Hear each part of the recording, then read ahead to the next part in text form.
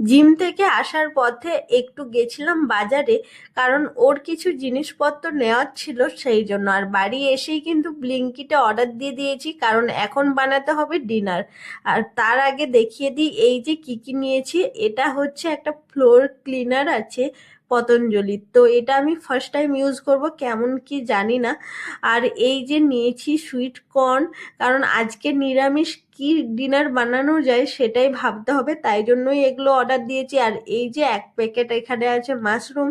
লাস্টে দেখাবো যে ডিনারে আজকে কি বানিয়েছি এই সব দিয়ে। আর যেহেতু লেবু ছিল না বাড়িতে, লেবুও নিয়ে নিয়েছি। আর এই যে দেখতেই পাচ্ছ আমার কিন্তু বানানো হয়ে গেছে, এটা হচ্ছে ভেজিটেবল স্যুপ। তো পনির দেওয়া আছে, সব কিছু দেওয়া আছে, মটরশুঁটি সব কিছু। একটু লেবু চিপে অল্প বিট লবণ ছড়িয়ে এই গরম গরম স্যুপ খেতে কিন্তু দারুণ লাগে। আর ওয়েদারটাও যেহেতু আগের দিন বৃষ্টি হয়েছিল তাই ঠান্ডা ঠান্ডা আছে।